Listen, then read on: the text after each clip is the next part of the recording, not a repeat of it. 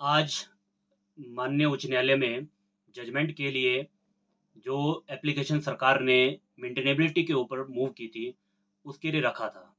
तो इसमें हमारे पक्ष में फैसला आया है, सरकार की एप्लीकेशन को डिसमिस कर दिया गया।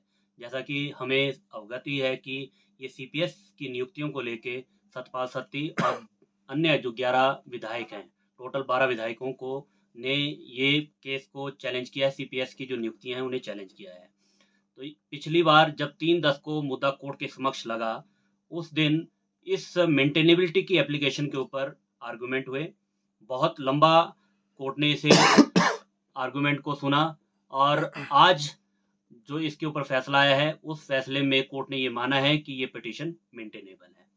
अब 16/10 के लिए मुद्दा ऑलरेडी उस दिन डेट फिक्स थी। 16/10 को हमने कोर्ट के समक्ष ये प्रेयर की थी कि जो इंटरिम एप्लीकेशन है उसको सुन लिया जाए। और इंटरिम एप्लीकेशन से अब अगला प्रश्न आएगा कि इंटरिम एप्लीकेशन को अगर हम सुन लेते हैं तो इंटरिम एप्लीकेशन में होगा क्या। 2 मिनट के लिए मान लो कि अगर कोर्ट इस नतीजे पे पहुंचता है कि इन सीपीएस की नियुक्तियों के ऊपर रोक लगनी चाहिए, तो जैसा मैंने अन्य चैनलों के माध्यम से भी पहले ये कहा है कि इसमें पब्लिक एक्सचेकर इन्वॉल्व है। और जब ये सुप्रीम कोर्ट का लॉ है, तो सुप्रीम कोर्ट का जो कानून है वो लॉ ऑफ लैंड होता है, तो उससे परे कोई बड़ा कोर्ट नहीं है। तो जैसे कि असम में और मणिपुर की जो जजमेंट्स हैं, जिसमें माननीय सर्वोच्च न्यायालय ने ये माना है कि ये जो नियुक्तियां हैं सीपीएस की, ये अनकॉन्स्टिट्यूशनल है, इलीगल है। तो इसी तरह से इसी को बेस बनाते हुए हमने सतपाल सत्ती जी और अन्य विधायकों के माध्यम से सीपीएस की नियुक्तियों को चैलेंज किया है।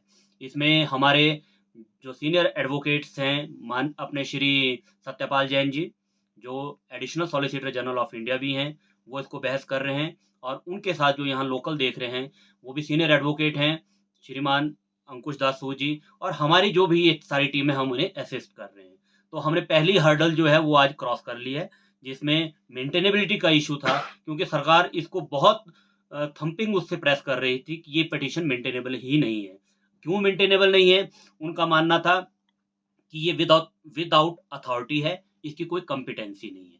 विदाउट अथॉरिटी का मतलब ये हुआ कि पटिशनर इसमें जैसे कि 12 थे, 12 पटिशनर थे, तो हमने सतपाल सत्ती जी के ही माध्यम से इसको फाइल किया था। तो उनका मानना था, उनका ये तर्क था कोर्ट में कि इसमें 12 के 12 जो अपने पटिशनर्स हैं, उनके एफिडेविट्स अटैच होने चाहिए थे इनिशियली रिट के साथ। पर हमने उसको क्योर कर दिया था, वो क्योरेबल थी, क्योंकि ये कोई इलेगलिटी नहीं थी, ये इरेगुलरिटी थी। और इरेगुलरिटी किसी भी टाइम पे क्योर हो सकती है, ऐसा हमने कानून के माध्यम से कोर्ट को समझाया। और आज कोर्ट ने हमारी बात को ध्यान में रखते हुए हमारे पक्ष में फैसला सुनाया है। अब 16/10 को देखते हैं कि अब जब हम आर्गुमेंट करेंगे, कोर्ट किस नतीजे पे पहुंचता है। वैसे हम आश्वस्त हैं। क्यों क्यों आश्वस्त हैं? क्योंकि हमारे पास हमारे हाथ मजबूत हैं सुप्रीम कोर्ट की रूलिंग को लेके। इसी तरह से हो सकता है कि 16/10 को जब फैसला आए, या 16/10 को जिस दिन बहस हो, उस दिन कोर्ट फैसला सुनाए, या हो सकता है कि कोर्ट अपना फैसला रिजर्व रखे। धन्यवाद।